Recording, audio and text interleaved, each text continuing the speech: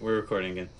Hey Hexers, this is Function here. We're finally getting the contest wrap up. We got our buddy Mokog. We got both of us up on the webcams. You get a look at both of our pretty faces, and it's all good times. So yeah, me and Mokog, say hi. Howdy, Hexers. As the function just said, I'm Mokog, and I have just invaded his channel. Bum bum bum. So what are we gonna be talking about today? Oh, goodness. We did this little thing. We hosted a contest, and it was a crazy contest, and I didn't know how crazy it was going to be when we started it, but it's amazing. So we decided that it was a good idea to try to break cards. Yeah, break cards. The challenge was to figure out how high you could cast an Eye of Creation on an earlier turn possible. At first, I thought turn 5 would be the earliest anyone could get it, and then all of a sudden, people were coming up with answers in the realm of the hypothetical infinite on turn 4, and then we even had someone who came up with an amazingly high turn 3 answer, and so we had to modify the contest. So we turned it into two grand prize winners, whoever got the best answer for turn 3 and the best answer for turn 4, because no one could come up with a turn 2 option. And then we also had 5 random winners.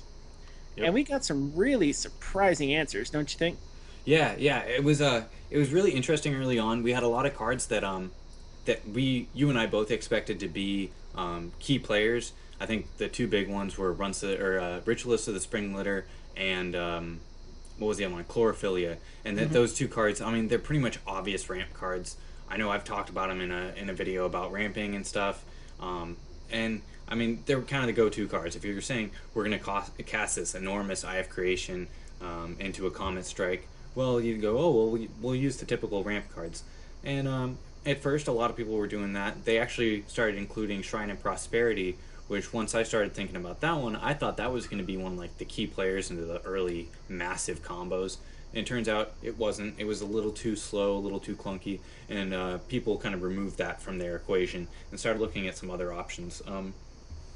Yeah, then they started thinking outside the box, didn't they? They Yeah. One of the key cards for the really high numbers on the turn 3 option became Relentless Corruption. Yeah, I think there were a few key players. So, like you were saying, Relentless Corruption was a really big one, and Replicator's Gambit was a really big one. And those were the two that kind of made us need to maybe make some rules adjustments to the contest. With Replicator's Gambit, that was the first one people started talking about. And it was, yeah, you control every card you draw. So if you Replicator's Gambit a creature, it shuffles into your deck. You could potentially draw that card off the Replicator's Gambit, and boom, you just have a ton of guys in play the next turn or the next time you're able to cast one. So that was a big one. And then we moved into Relentless Corruption, which kind of opened Pandora's box as far as the Oh contest went. goodness. And Pandora's yeah. box is the is the light side of it. Yeah, so I mean, it's crazy how much time some people spent on their answers here, but but yeah, Relentless Corruption. One of the big ones we had to say was you can only ever assume that your opponent's playing a 60 card deck. You can't go grabbing a bajillion resources or whatever other shenanigans you might come up with. And actually, on that note, there was a third thing which you had mentioned about Eye of Creation and resources that we kind of assumed on the rules. Yep. There was a big assumption with Eye of Creation, and that it says that you can play any of the cards revealed for a cost less than X for free, or X or less for free. And almost every one of the submissions assumed that when Eye of Creation is played, that you can play any resources that are there. Resources are not printed with a cost, so it is reasonable to do the other side of the assumption that you can't play resources from that perspective, but we did allow resources to be played because that requires a very specific clarification. Yeah. And I think the other one too is that normally you're only allowed to play one resource per turn. And so if Eye of Creation says play everything, it doesn't really say play everything and break the rules. Yep. But I think it is assumed. I think some people have said it's been confirmed somewhere that yeah, Eye of Creation can land into resources, and I never saw it confirmed. I'm kind of like a see it to believe it kind of person. But Links we or did, it didn't yeah, happen. yeah, we did go along and just say sure, you know what, it can land into resources. That's fair. The that was a big portion, especially for the turn 3 answer. Yeah. But one of the dark horses of the competition was the construction plans for Inspiration Engine. Well, that, and before you get into that, why don't you talk about what was the one they Journeyman Technician and Technical Genius? That was a big one that they changed. Yes. It was a crucial part in the contest, but we recently in the deck list spoilers saw some other stuff, and there's all kinds of background noise. I'm gonna have to edit that out. There's somebody making a huge racket. Fucking. I'm gonna close the door. It sounded like they were dragging a bunch of cans down the Yeah, hallway. I think there was somebody dragging a bunch of cans down the hallway. All right, all right. So we got to edit that out. Where did I start off? So, Journeyman Technician. I think you were, yeah, because you mentioned, yeah, okay, I got it. Yeah, but before we talk about Inspiration Engine, why don't you talk about Technical Genius / Journeyman Technician? Because Journeyman Technician was definitely one that was played in almost all of the high answers, all the really strong ones, and it was changed just recently. Yes. So I mean, we of course we were using the one before it was changed because that's when we released the contest. But just over the last week or two, we saw some changes to a lot of cards. Yeah, so Journeyman Technician, a 1/1/1 Sapphire Threshold, pay 1 less to play artifacts. Nice little 1/1 guy, combo enabler. And what people were doing is that they were using their turn 2 to play Replicator's Gambit for their an existing or edit stop. So what people were doing is that turn 1 they were dropping a Journeyman Technician. Turn 2 they'd Replicator's Gambit the Technician, draw the altered Journeyman Technician and play it to get 7 dwarves in play. And that enabled them to start pulling shenanigans turn 3. And in fact, they could even start dropping things like Hex Engines on turn 2, so that when turn 3 came around, they had 3 shards in play, and then they had 4 Hex Engines from their deck already in play. So just right off the bat, which that's possible, though highly improbable. Yeah. That could happen in a standard scenario. Really crazy, and you should never keep that hand if you actually draw it, especially because you can't keep that hand anymore. Yeah. But if that did occur, there was the chance of, having 11 resources available to start a turn 3. Yeah, so I mean, really, like we were saying, the likelihood of drawing the card you Replicator's Gambited is very, very slim. You're never gonna. I mean, it's gonna happen every once in a while. 1 in 53, 1 in 51. Depending on how many cards you played at that point. Yeah, I mean, you might be Replicator's Gambiting later in the game or something like that.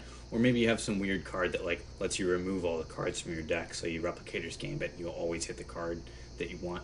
But yeah, it's definitely. I mean, that's gonna not come up quite as often as maybe some people might scream about. But so yeah, Technical Genius was changed. Now it's 2 cost. But it was a little. Well, it was kind of a nerf to a contest like this, where it kind of nerfs the combo. Since he's more expensive, you can't get that early reduction in cost to your artifacts on turn 1. But he does have 3 defense now, and really, overall, it's a buff to him, because a lot of the aggressive decks, you could block with your Journeyman Technician before and trade with a 1 defense guy, but now that he's got 3 defense, he'll be able to block and probably kill most 1-drops. There's a few exceptions, but still, he'll be in pretty strong shape. I think people are just missing the time when they could drop a Journeyman Technician turn 1 and 4 charge bots, and then drop a worker bot after that. I think that's what they really miss. Yeah. I don't know what live the dream scenario you're gonna do with that, but there's maybe there's those cards that like for 8 charges you can put out a Mammoth Squirrel Titan, and so you're just dropping all of your charge bots turn 1 and trying to get the Squirrel Titan on like turn 2 or something ridiculous. Maybe there you go. Well, and if I remember correctly, charge bot is not defensive, so if you did look into a hand, I mean, turn 2 that's still powerful enough to go Journeyman Technician, 4 charge bots, have a great day. And then whatever your charge on your champion is, that's still pretty powerful. Yeah, now we're definitely living in magical Christmas land, but what are you gonna do? Hey, I have drawn some wicked awful hands before, okay? So let's move on. We were initially talking about Inspiration Engine, and that was kind of one of the big cards that everybody was using to get their turn 4 combos and get their really big turn 3 ones. I think one thing a lot of people missed, I had to go back and remind people when they were doing their answers, and as I was looking through and I caught some mistakes, is that when construction plans transforms into the inspiration engine, you exhaust it first and then it transforms, and any transformed cards retain the previous state of whatever they were. So if they were exhausted, they're still exhausted, and you have to have a way to ready it, which is what the Dwarven Turbine is for. But I think if it wasn't for that, yeah, you might have seen some really strong turn 2 plays. But just that one extra or two extra resources, one for the Hex Engine, or one for the Dwarven Turbine and one to use its ability, was definitely just a little bit too much there. Yeah, it definitely played a big part of it. Now the interesting part, the final lock in being able to get the really high answers for turn 3 was finding the right kind of recursion between the hand, the deck, and the graveyard.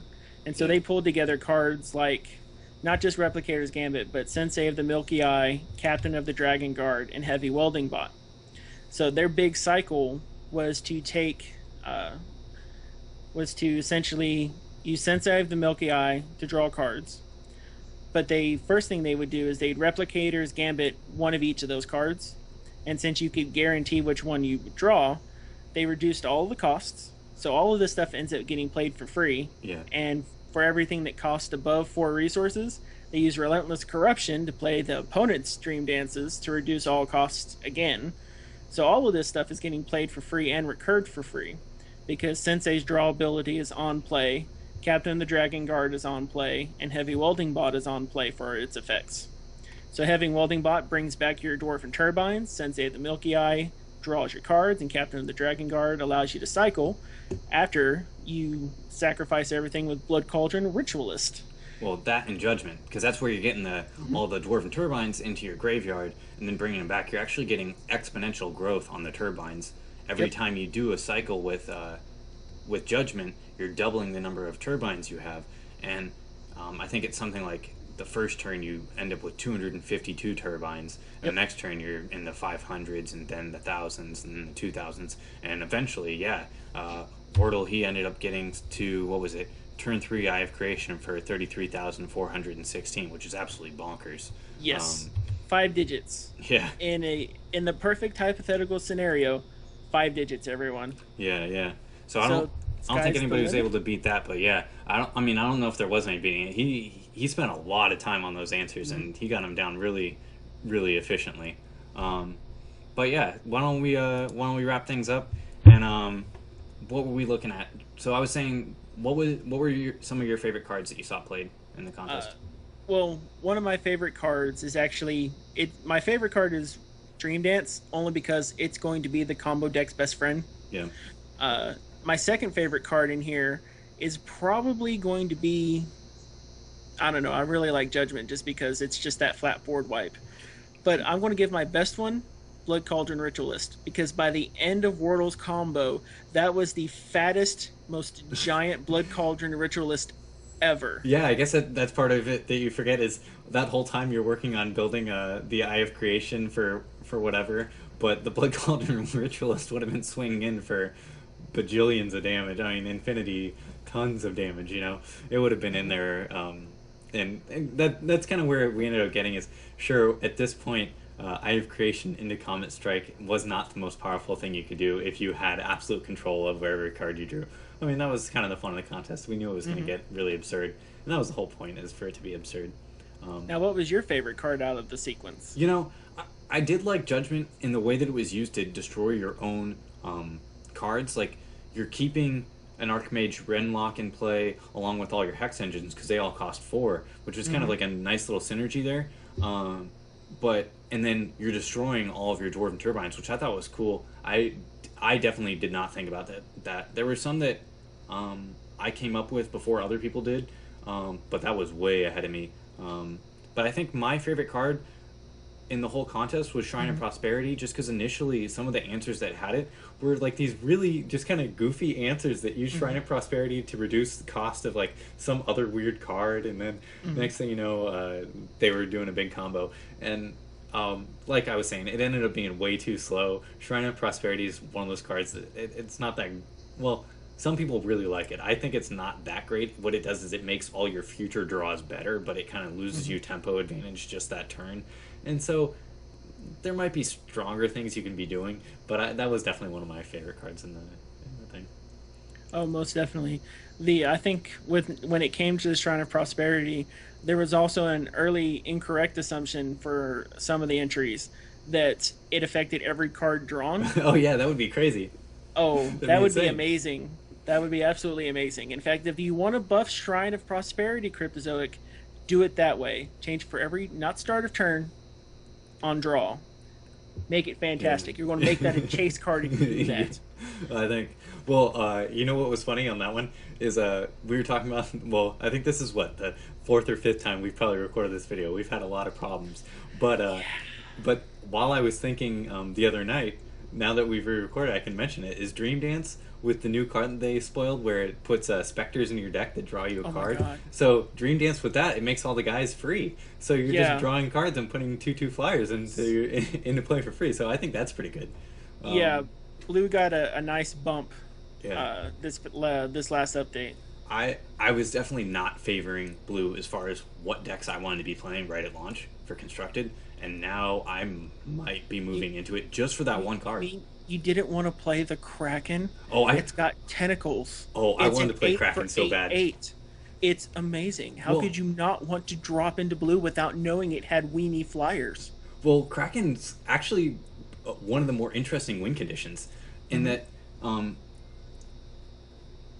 if you don't destroy it, it just wins you the game because it's going to be even if it doesn't start swinging in for all kinds of damage and stuff, it can still tap down all your opponent's guys. Like And then take them it's over. and take them over. I mean, uh, so it's got that going for it because the tentacles. Once you have enough tentacles, you can take them over. But Mm. until you do, you can just tap them down. So it didn't really matter. You're going to win before you're taking them over anyhow.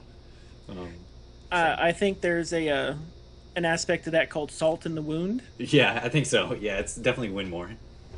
and it's amazing that they're advertising salt with calamari on that one, but we'll let it slide. Yeah. What were we even talking about? We were talking about favorite. Oh, blue. That I really liked it Mhm. with that card. But what were some of what was some of your favorite moments of the contest or things that you got a lot of enjoyment about hosting it?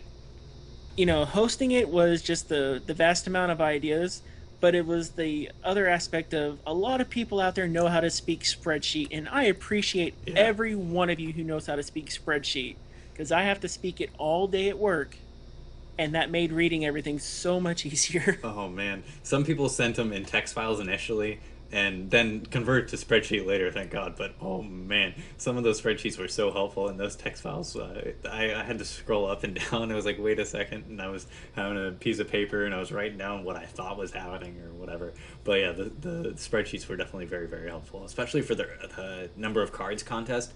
Mhm. Um, where you could, it was a lot easier to keep track of how many cards people had actually played and stuff. So Of course, I do have to say the winning turn 4 infinite loop was elegant at 8 cards being used. yeah, yeah. If in that case, if you something to think about for a future contest, and if you have to tell anyone, if you suddenly have to take multiple pages on a spreadsheet to make a point, it might be too long. Yeah, yeah, yeah. I mean, it was kind of funny. Some people were coming up with these really elaborate answers that they were interesting because they were so elaborate to me, and that. But the thing was, is they were going through all these loops that if you actually took them out, it didn't affect their combo at all. Like it didn't make them actually combo for more. They were playing like lots of dream dances for Oracle Song, where they already had all the cards they needed.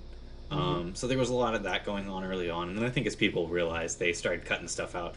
And once they started cutting stuff out, they had all that mental clutter gone, and they were able to really get to what were good answers.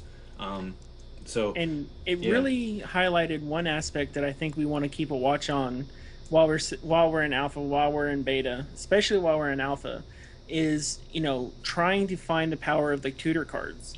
yeah, So I mean, if anything, what this tells me is that we have so many fantastic effects, so many different and wonderful synergies in this game that tutor effects can get very powerful very quickly. yeah, And so when we're doing our testing, because everyone who's in alpha, it's not just a pretty look. We're testing. yep, Let's make the game awesome. yeah. Uh, find the tutors, break them. Yeah, I think and that's a then good tell thing everyone. that there's not too many tutors. I mean, we have a lot of like, there's cards like Peak where it could be a cantrip. If it drew you a card, it would be insanely powerful. But the fact that Yeah. it doesn't draw you a card, definitely detracts. It's Hmm. almost unplayable. I would say it's probably unplayable in PvP right now, just because PvP, yeah. like in PvE it's great because you can give the equipment that actually turns into a cantrip, but Hmm. without really having that card filtering, um, maybe in some weird engine deck that can combo out pretty quickly once it has its pieces, it might be good, but it there's not a whole lot of tutoring. There's not a whole lot of really good card filtering, which I think is a good thing. In order to keep the game really interactive, especially early on, and keeping some like deck types from being really overbearing, I think it Hmm. helps. Oh goodness, I don't even want to think about a red aggro deck with tutor. That would be crazy. Now, just to make sure that we haven't forgotten, we did have those 5 random winners, and we have a double grand prize winner. We've mentioned him before. Wordle is our double grand prize winner. Yep, he He won has both contests. yeah, he has an email in his inbox here already. Then we have Eldrin, Mercury Monkey, Pentagarth, Beowulf, and MDT 2189 are our random winners. They're each getting 3 packs apiece, and Wordle, lucky guy. Well, I guess smart in this case because he figured out the best Yeah. answers. There's no luck involved. Hey, he could have. Yeah, no, there's not. I can't argue that. But he's getting 12 packs. So if you if you happen to know Wordle in real life, go find him when beta opens up because he's going to have 12 extra packs. Yeah. Just saying. Well, I think most of us have something on the ends of hundreds of packs, so from all the Kickstarter stuff. But that's neither here nor there. Well, he has Um, 112 and now. 12, yeah, there you go. And 12 of ours, no less. He can say he got them from FunktionMokog. That's the best part about the Exactly. packs. He can Oh, hold on to he better forever as a screenshot that and treasure. send me a picture. Yeah. So, I mean, I think it was really cool to see everybody's answers develop. Kind of everybody come to the same conclusion as kind of like divergent at first, and then everybody kind of zeroed in on a lot of the same answers, especially with Inspiration Engine and stuff. I really enjoyed the contest, trying to come up with answers myself and just reading what everybody had. It was a lot of fun. You got anything else before we wrap it up? Oh goodness. Now everyone needs to take a look at all of the other content that's being made for the puzzles and the like coming out of the various hex blogs out there. Those are some entertaining and really great puzzles. And we're probably going to throw another one in here as soon as we can be smart enough to think of one, right? Yeah, Function. yeah, definitely. I want to come up with some stuff. I know a lot of people right now are kind of doing like the this is what is on the board kind of puzzles, and I really like those. But I think if too many people are doing them, it might not be as much fun. So maybe we'll try to come up with stuff that kind of goes from a different angle, kind of like we did with this one. I think that worked well for us at least. And some Mm-hmm. of the puzzles that people are doing, the one on Hex Shuffle, there's a couple up there now. Those are really good. I like the way he's Mm-hmm. presenting them.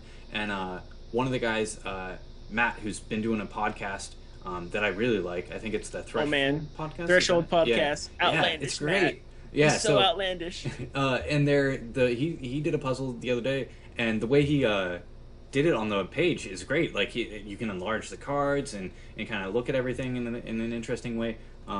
So yeah, their puzzle's been really interesting. So Yeah, there's this tons to talk about in this game still. Some people are just saying, "Oh, well, it's not even alpha yet. There's not much to talk about." There's tons to talk about. I mean, you and me just talked for like way too long. We talked for like 25 minutes or something now. So I mean, and you and me have been talking for days now about all kinds of just random tangent stuff. There's like this game is breaking so many boundaries. I'm really excited about it. They have potential to like reinvent a lot of what's going on with all these digital TCGs. There's just tons of them coming out right now, and a lot of them are kind of flash in the pan. There's not much maybe material to it, or they're kind of lacking something. And this feels like they're really going for just making a good TCG and bringing it to you online. Like Mm-hmm. they're not trying to do all this other side microtransaction stuff and nickel and diming people. No, they're just going for the core and making the core good, and then going off that. So Now, before we run off on another tangent dragon, because we will, Yeah. it is Function, it is Mokog. I want to thank everyone for watching. If y'all want us to do this again, like, comment, subscribe to both of our channels. Send us messages, emails, private messages on the forums. You can get a hold of me, Mokog, on the Utopian Chaos forums now. You can send me an email, message through YouTube, same thing for Function. Yep, Get a I'm hold of responding us to and let everybody. us know what y'all like, and we will cover stuff. Yeah, If y'all yeah. think this has been a great idea, let us know. Yeah, let us know, guys. And on this last page, we've been staring at it for a while, but flying dolphins are awesome. I love the artwork that they're doing for Hex, but that is a tangent. We won't go off on that too much. Space Dolphins! Yeah. Space Um, Flipper, he's so coming. so yeah, yeah, Space Flipper. That's good. That needs to be the new meme. No, the pirate dolphin. No, it'll be Space Flipper. Okay. Um, but yeah. Subscribe to the channel. Stay tuned for more stuff, guys. We got Gen Con right around the corner. I'm sure there's gonna be all kinds of stuff coming out. I'm doing an interview with the developers. And if you got anything you want to ask, just holler. I'm gonna do my best to stay tuned for everybody. So yeah. Because if you don't send him questions, he's going to ask my questions, and then I'm going to scare Corey vicariously, and it'll And be amazing. he'll think it was me asking them though. So you're gonna be like, you're gonna be framing me. Yep, Yeah. long distance. All right, guys. So this is Function here, and Mokog. Less fail, more function. Bye. If I can click the button.